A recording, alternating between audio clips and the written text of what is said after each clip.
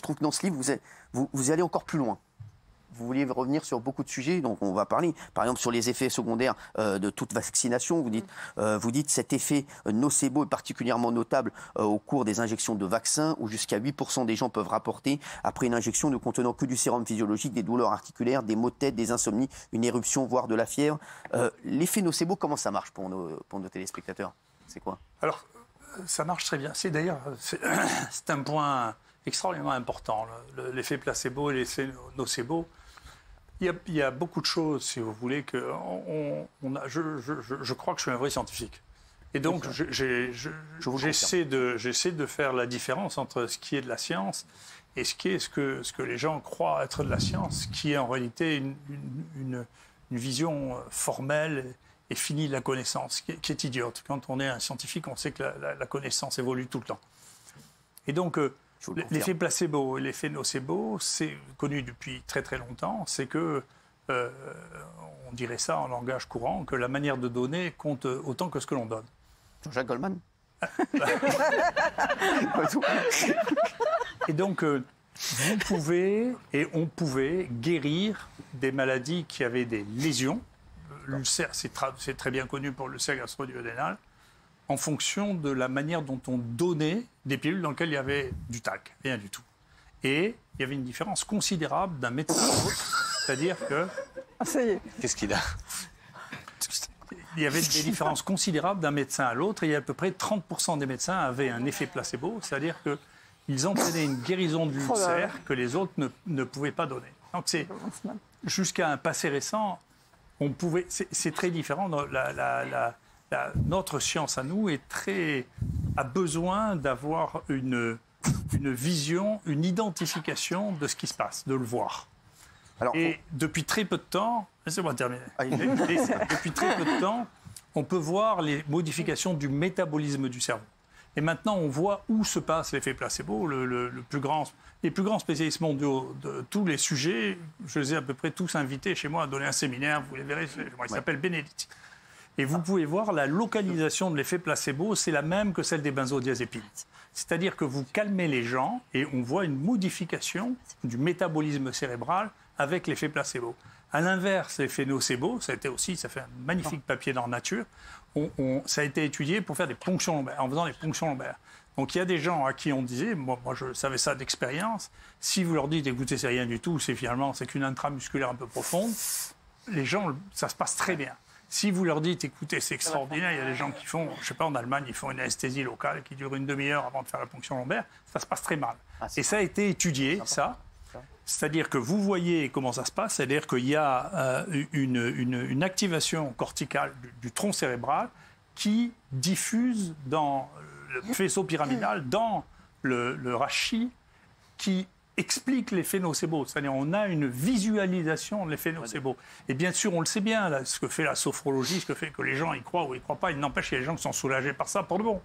Donc, je ne sais pas, toutes les femmes qui ont fait l'accouchement sans douleur, c'est ça. C'était ça, l'accouchement sans douleur. Maintenant, on fait des péridurales. Avant, on faisait l'accouchement sans douleur. Par l'induction subjective, qui est quelque chose qui fait partie de la médecine. Et donc, c'est pour ça que pour les vaccins, il faut faire très très attention. Ça a été montré sur les vaccins depuis. Entre le vaccin qui est librement consenti et le vaccin qui est imposé, il y a une différence d'effet nocebo absolument considérable. Vous venez d'ailleurs, vous dites dans votre livre, pour ou contre le vaccin, vous dites limite c'est une mauvaise question. La seule véritable question que l'on puisse poser, c'est êtes-vous pour tel vaccin réalisé dans telles conditions, dans telle population, à tel endroit, à tel moment? Chaque question, vous dites, c'est une question scientifique. Bien sûr. Ouais. Une question scientifique et médicale. C'est-à-dire que ça résulte d'une relation médecin-malade, de conditions particulières, de patients particuliers dans ce qui vous occupe le plus maintenant.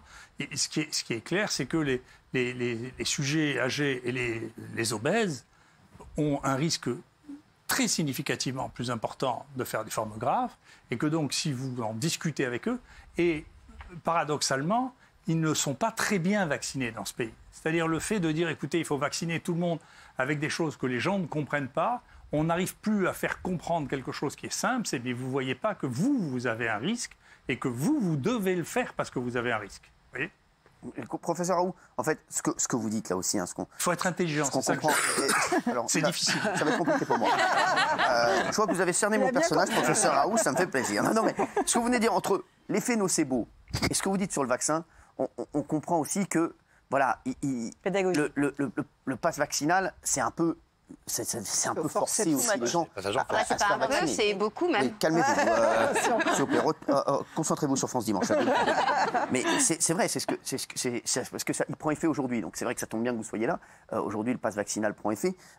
C'est vrai que ça a un effet aussi. Les gens, il y a beaucoup de gens qui stressent d'aller se faire vacciner. Est-ce que vous pensez que ça peut avoir un rôle aussi sur des effets secondaires? C'est peut-être psychologique aussi.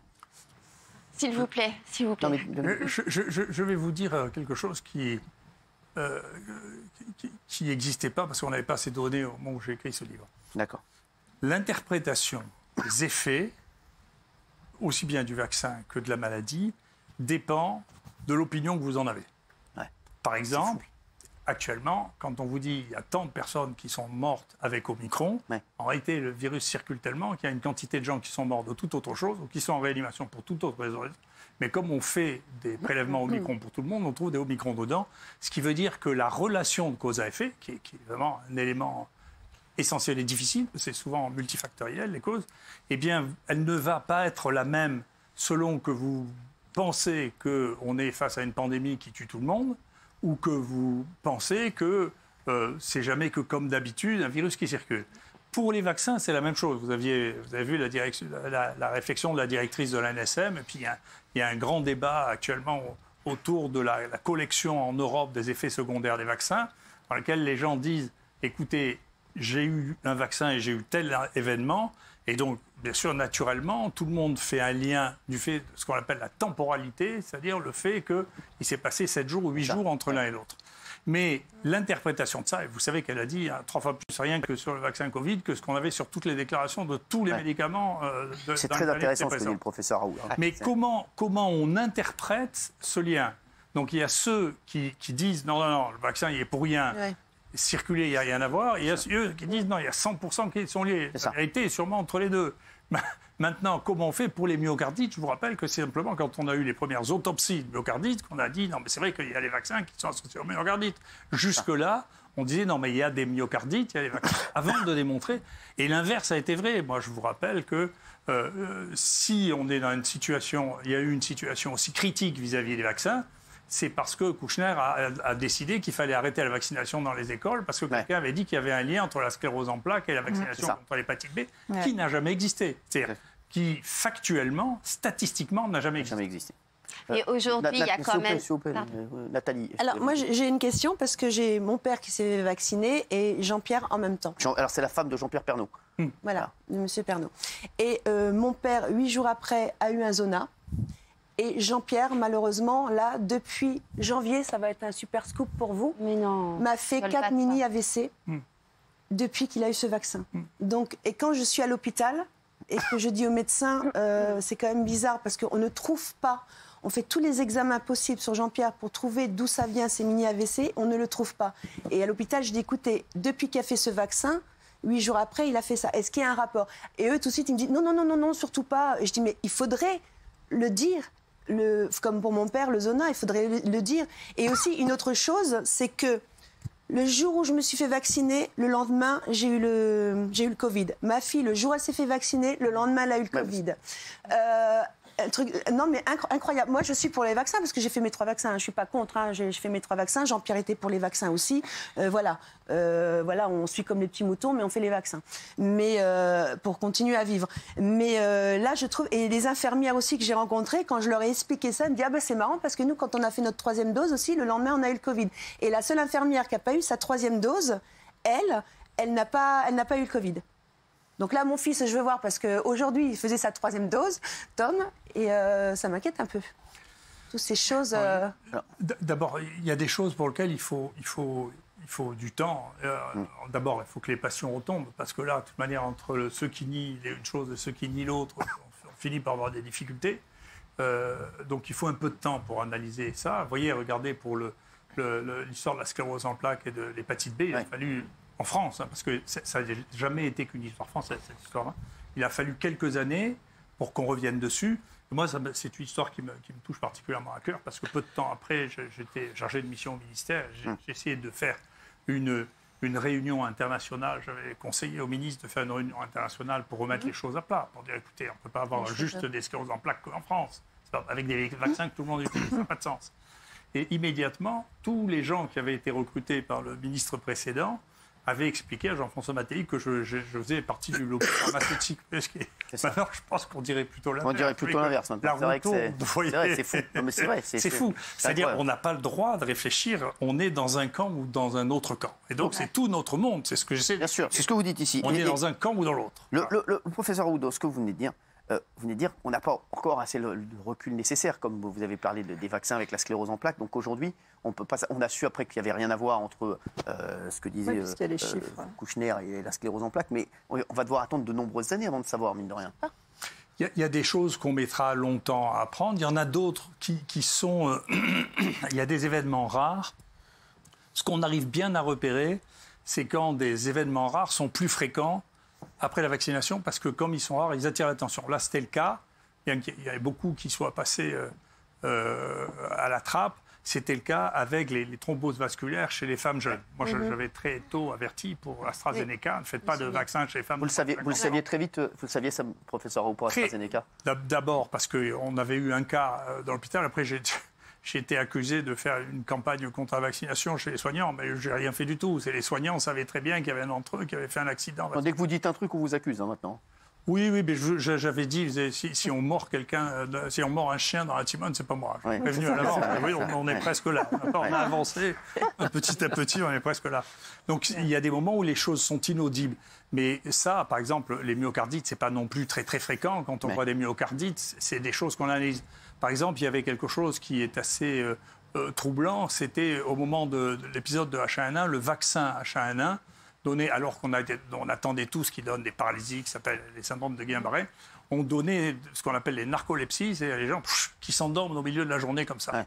Et c'est une maladie qui est tellement rare, la narcolepsie, que c'est un Finlandais qui a rapporté ça, que tout de suite on a dit non mais c'est vrai, il y a quelque chose avec la narcolepsie, parce qu'il y en a 10 fois plus que ce qu'on en voit d'habitude.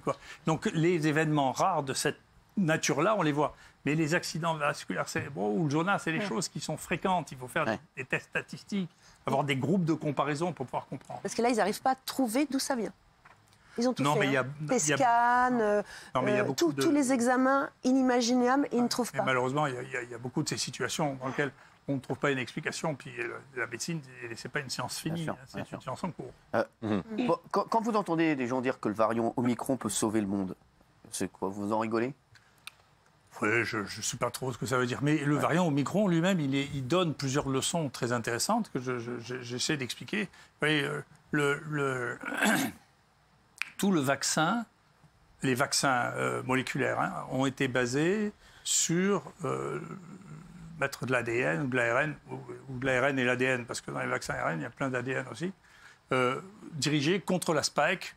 Et la spike comporte plusieurs parties. Il y a une partie qui permet de s'attacher aux cellules, et il y a une partie dont on soupçonne, nous, qu'elle fait, et puis c'est des soupçons qui grandissent, qu'elle fait des anticorps facilitants. Et d'ailleurs, il y a un papier très très joli qui vient de sortir chez les obèses américains.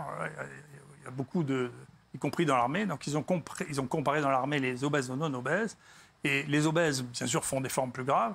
Ils portent le virus plus longtemps et ils font quelque chose qu'on a remarqué, mais je n'ai pas été assez malin pour insister dessus il y a un peu plus d'un an. Quand on a commencé à faire des sérologies, regardez les anticorps contre la spike, c'est que les gens qui sont les plus malades sont ceux qui ont le plus d'anticorps. Ah ouais. Et c'est très étrange parce que les gens ont beaucoup d'anticorps et ils ont encore le virus, ce qui veut dire que les anticorps ne sont pas neutralisants. D'accord. Au début, on était troublés parce qu'il y avait une telle explosion d'anticorps dans tous les sens, y compris d'anticorps contre soi. Une partie expliquant effectivement des accidents vasculaires, les thromboses, etc., on a dit, mais tiens, c'est des vaccins, c'est des anticorps contre le virus, mais qui sont inutiles. On ne pensait pas le concept d'anticorps facilitant, qui existe pourtant dans d'autres maladies, en particulier qui est très très connu pour la dengue, était quelque chose, on n'a pas envisagé à cette époque-là que les anticorps pouvaient au contraire aggraver la maladie et non pas la guérir, la contrôler.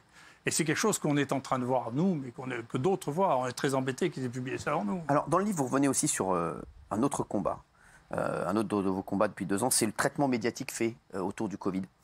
Dans la science en général, vous trouvez que le pouvoir des médias peut être dangereux. Vous dites, nous sommes au début d'une époque où l'information sans hiérarchie, le courrier des lecteurs, les réseaux sociaux vont pouvoir redéfinir par eux-mêmes, sans aucun substrat réaliste, la médecine et ses dangers. Ça vous a porté préjudice, tout ce qui s'est dit sur les réseaux sociaux, sur cette maladie on a tout entendu ou pas du tout? Non, je m'en fiche. Vraiment? Mais au-delà de ça, vous dites que vous trouvez qu'il y a trop de personnes qui n'y connaissent rien, qui parlent partout, en fait, c'est ça?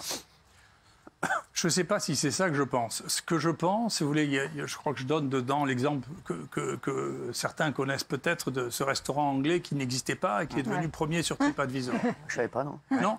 Racontez-nous. Des gens extraordinaires. Il y a des gens qui faisaient. Vous savez bien que c'est tout truqué, la popularité.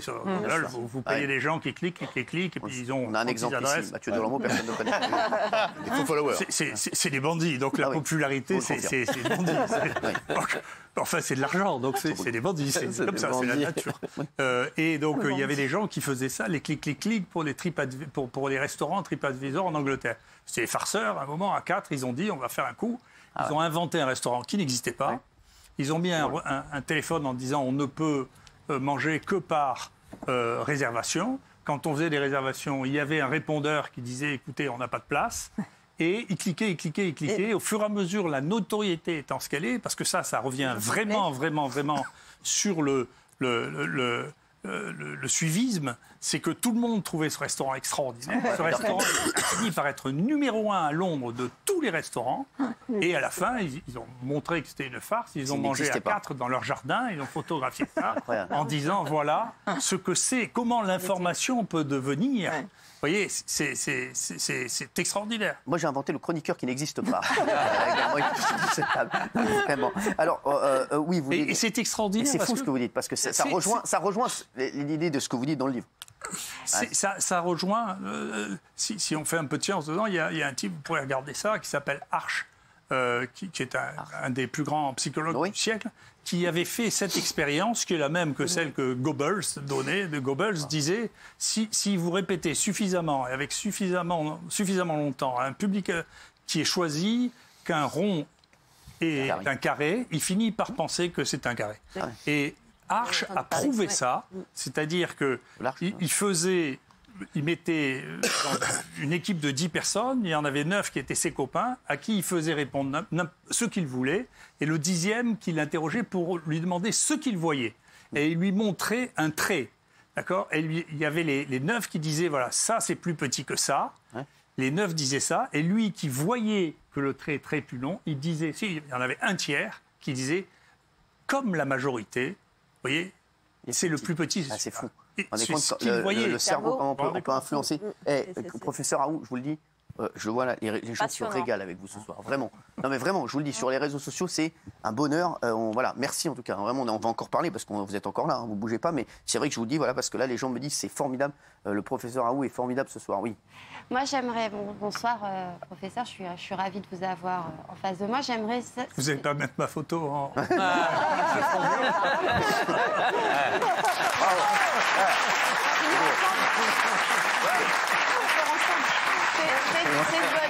C'est de bonne guerre, il n'y a pas de souci. C'est d'humour. Je suis consciente et je sais que vous en avez énormément, contrairement à d'autres.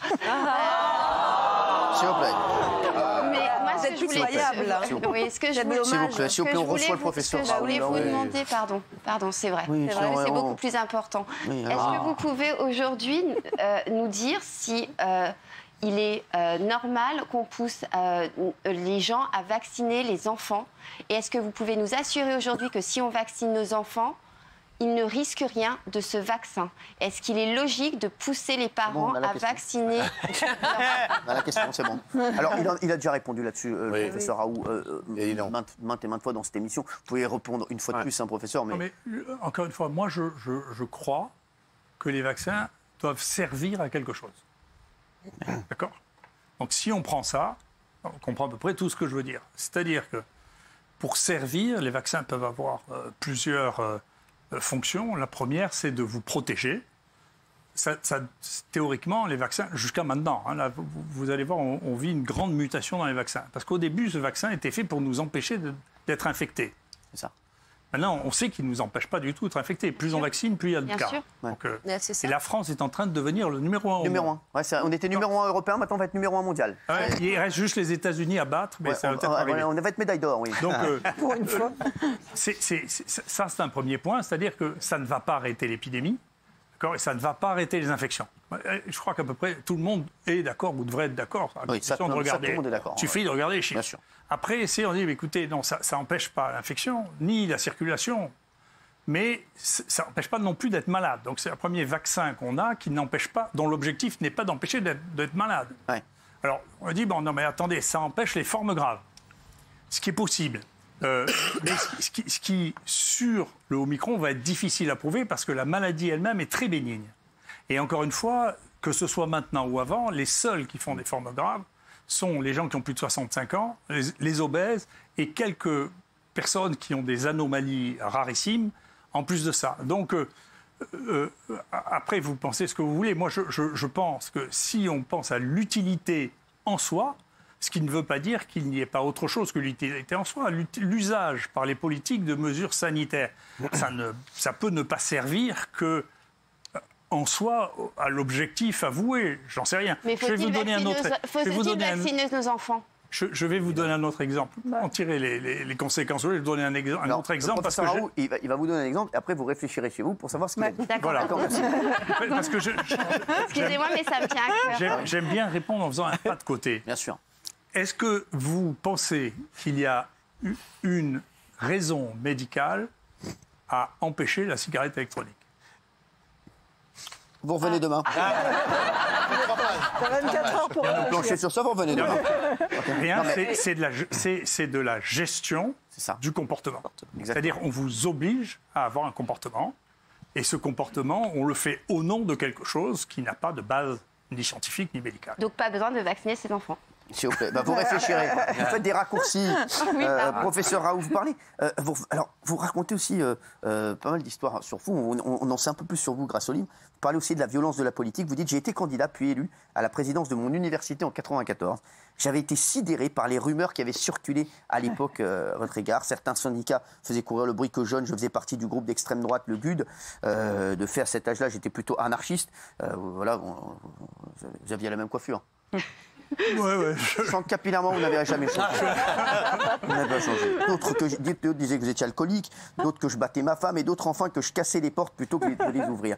Et c'est vrai qu'on sent un petit peu l'analogie avec ce qui se passe maintenant. On vous trouve, on essaie toujours de vous chercher sur plein de sujets.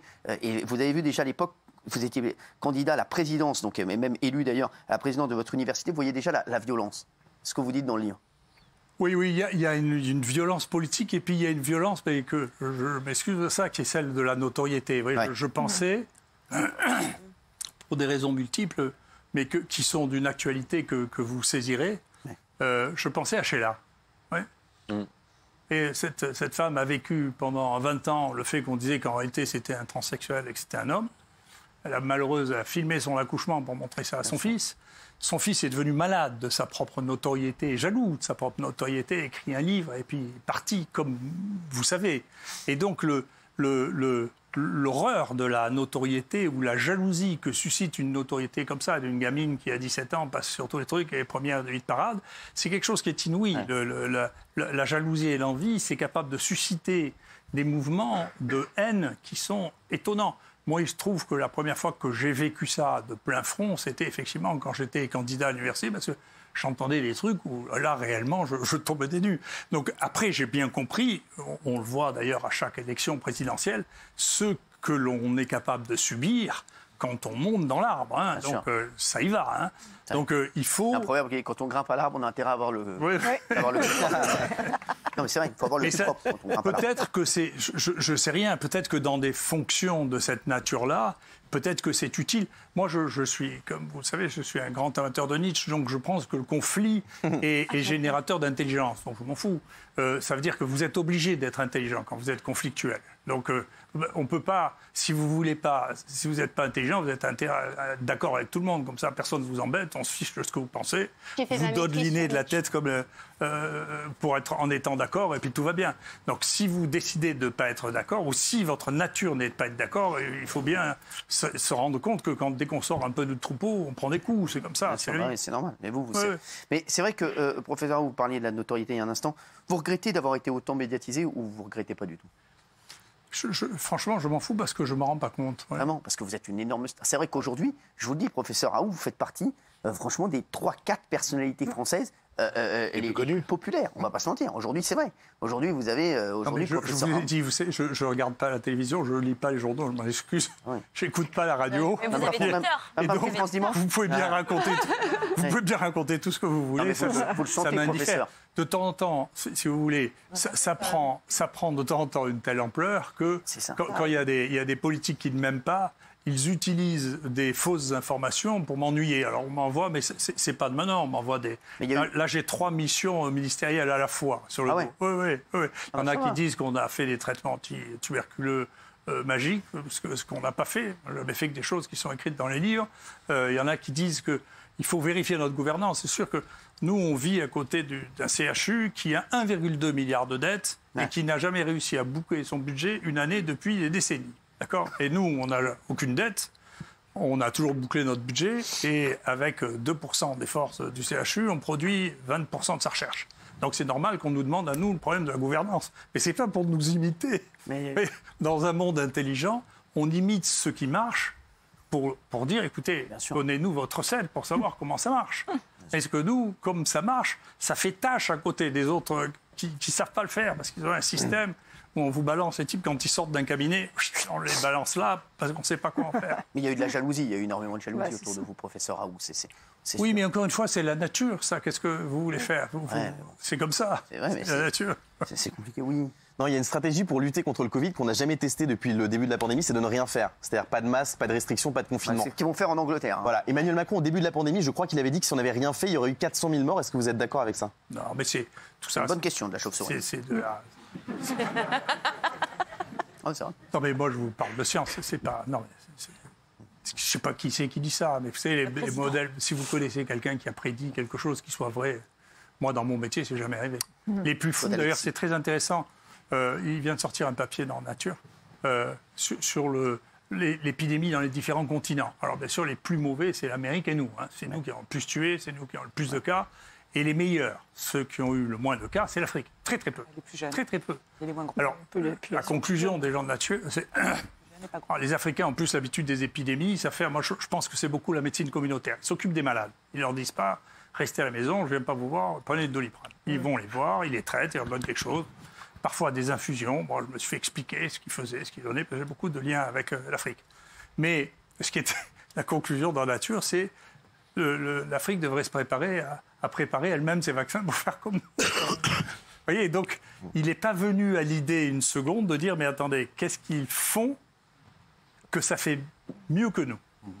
On sait, nous, ce qu'il faut faire. On ne va pas changer la vie.